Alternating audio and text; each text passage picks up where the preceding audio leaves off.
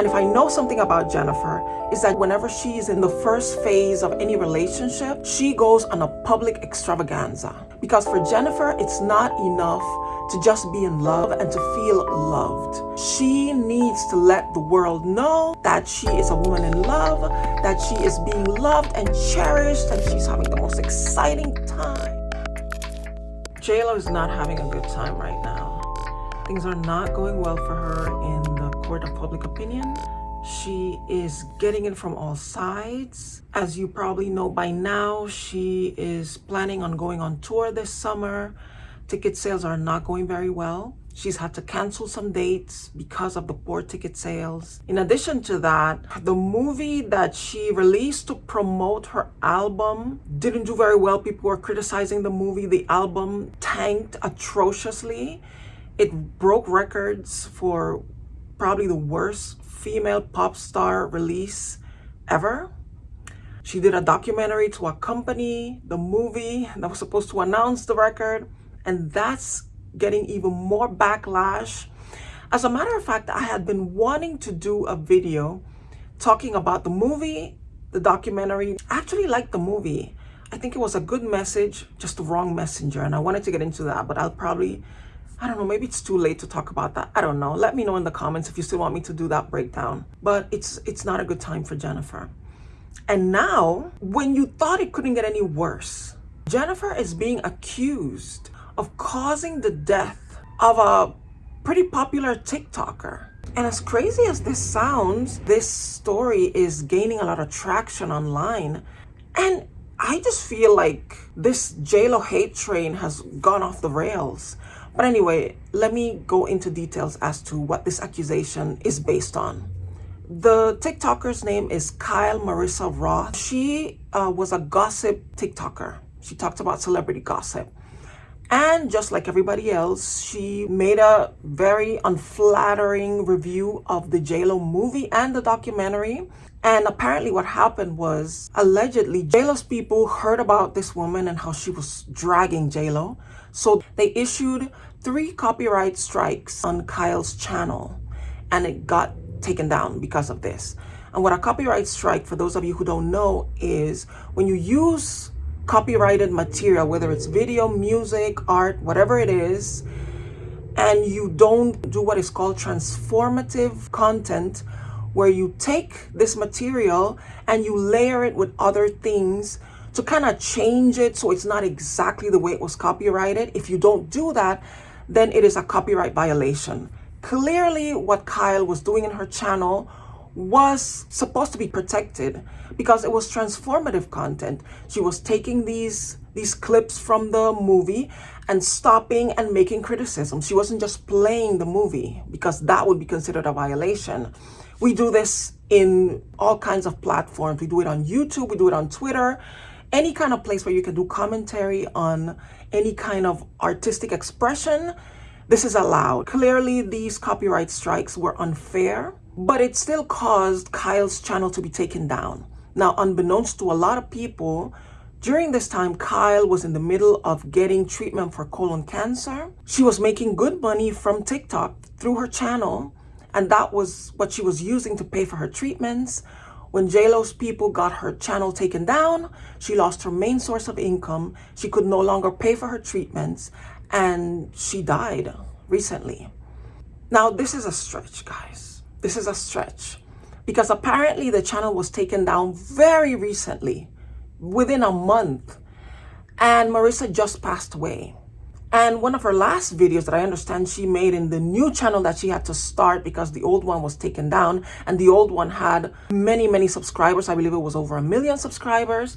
So when she started this new channel, which obviously wasn't making any money, she said, I was depending on the money that I was making from my old channel to pay for my cancer treatments. So if I die, it was JLo and her people who did it. Now, these are very strong words for somebody who knew that they were already on the pathway to death to make. I personally don't think that JLo herself sat down and issued these copyright strikes. I believe that JLo's team has been in serious damage control because of all the bad press that she has been receiving lately. And in their zealous need to kind of clean up their client's reputation, they went ahead and did all these copyright strikes. I understand that Kyle's channel wasn't the only one that got struck, but because she had 3 strikes, her channel was taken down. It's really unfair to go after JLo and add this to her long list of transgressions that people are now putting on her. So I just think we need to kind of calm down on that and really take a step back. But I just really wanted to go onto the whole thing of how we see Jennifer Lopez and why the world is just against her all of a sudden. Jennifer Lopez has had a reputation of being a difficult person to work with from the very beginning of her glow up, of her blow up in her career. Jenny really took off in the late 90s. That's when she did her breakout role of Selena in the movie. She did a great job. She did a fantastic job playing this woman. And she showed the world that she really is a very capable actress. And this was really what sparked her career. She broke ground. She was the first Latina to make $1 million to play a role. And this was in the 90s. This was a really big deal. So when all of this started happening and Jennifer started making bigger movies opposite of bigger actors, and then she started going into music, her reputation started to spread throughout the entertainment industry and throughout the world, that she was a diva, that she was difficult to work with, that she had these ridiculous requirements whenever she was booked for an appearance, that she had to have a room filled with white candles and everything had to be white couches and white pillows and white curtains. And she had to have these specified foods, and the drinks had to be the perfect temperature, and they had to have these specific number of ice cubes in the glass. And if anything was out of place, she would send it back and it would be a problem. So this is not a new thing. She managed over the years, as her star kind of waned and she wasn't as famous as she was, people just stopped talking about her, the good and the bad. And now that she has gone on this blitz promoting her last album, all these things are coming back, because in the documentary, people don't like how she's presenting herself, and a lot of pent-up frustration that people have been keeping to themselves are coming up. And it seems like the whole world is against Jennifer. But I want you to learn from this. If there's anything that we can learn from watching these celebrities, it's not all about gossip. We're supposed to be learning from these stories and these happenings. Whatever is happening to Jennifer right now is a self-inflicted wound. None of this is happening to her in spite of herself, in spite of her best efforts. Jennifer really didn't have to do all of this to launch her latest album. I am somebody who's followed Jennifer's career, and if I know something about Jennifer, is that Jennifer, whenever she is in love, when she's in the first phase of any relationship, she goes on a public extravaganza. Because for Jennifer, it's not enough to just be in love and to feel loved. She needs to let the world know that she is a woman in love, that she is being loved and cherished, and she's having the most exciting time, and she wants the world to know. This is a pattern that always follows anytime she's in a new relationship. When she was with Ben, she was promoting this album, and she had to have Ben in the video, and they were doing joint interviews, and they were doing the movie together, and she just wanted this to be a very public thing. When she got with Mark Anthony, they were doing music together. They did a movie together.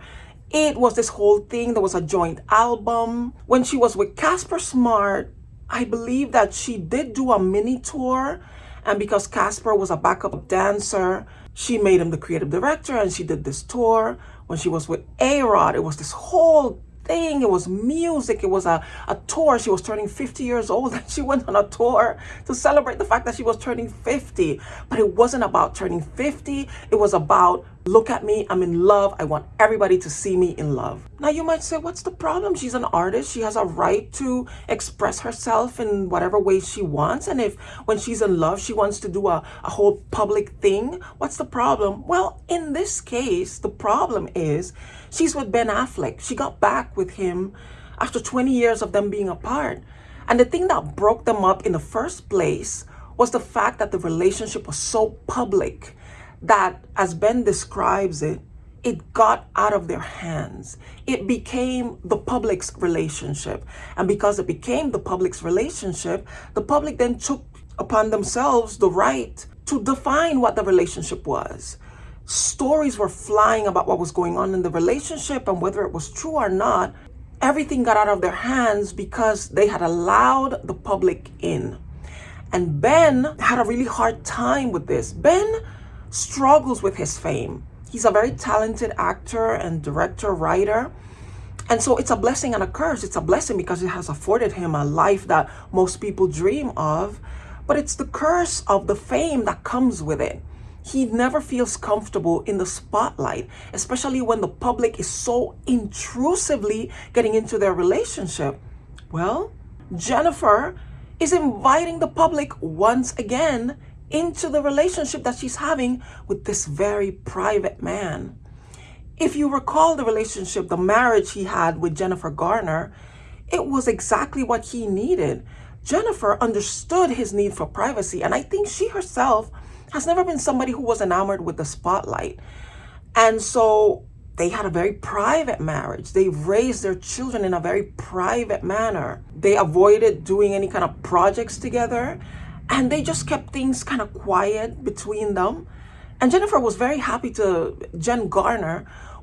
happy to play this role of being quiet, away from the spotlight. Let's keep our life, our private life, private. Well, Jennifer, it's like the woman cannot help herself.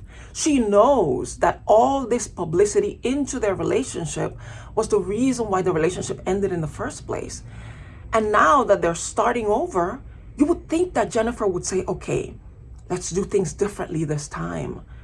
But she didn't. She went in even more. They're not doing any projects together, so they can't do any sit-down interviews together. So what did Jennifer do? She made a whole movie where she kind of convinced him to play little bit parts. Then she did this documentary documenting the process of making the movie. But in reality, what she was really documenting was the fact that her and Ben are back together. And she got him to sit down and to appear in the documentary.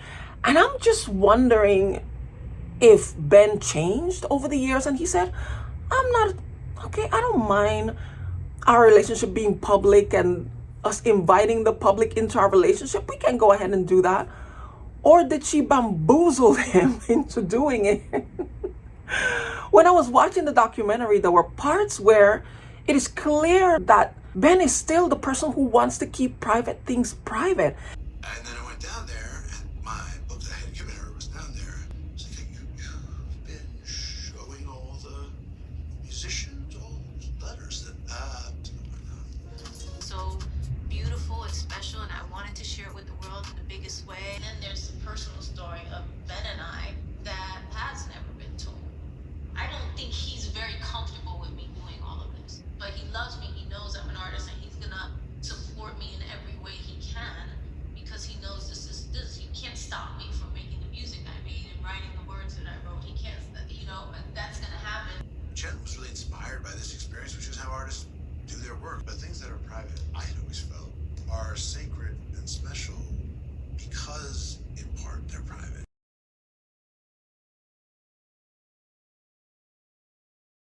Ben didn't want this. In fact, based on everything that we're seeing, all the negativity surrounding the documentary and the movie, the public didn't want this either. Ben and J-Lo are no longer at the peak of their careers. They're no longer the hottest, youngest, most beautiful couple out there. Nobody cares anymore. But Jennifer is insisting, I am gonna feed this to you. I'm gonna spoon feed you my relationship because I want it to be public. And once again, it's backfiring. This is Geely all over again. Remember Geely, the movie that brought them together?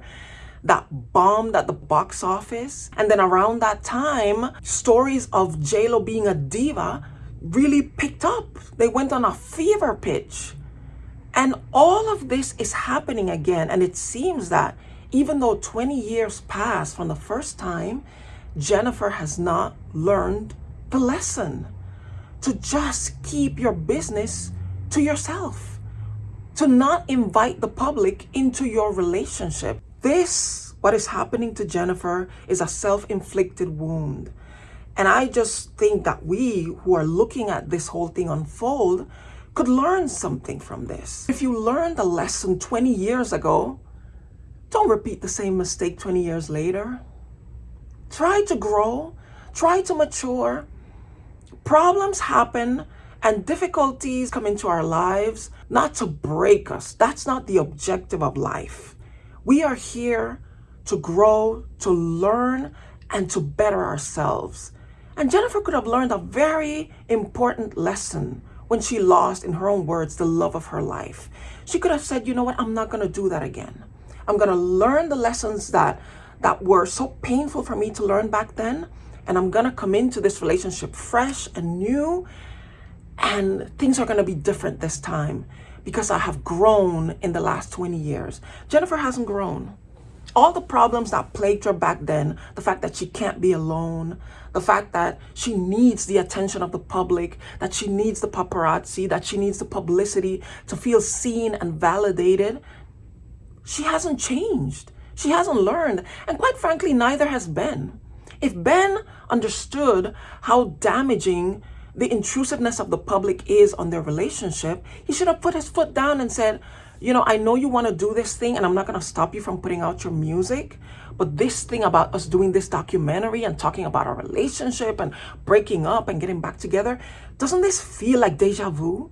Like we went through this already? Don't you want to leave that in the past and grow from this and say, I can have a public facing life that is my artistic expression and me doing what I love, but when it comes to our relationship, we are going to keep that private. She hasn't learned. He's allowing her to drag him into this.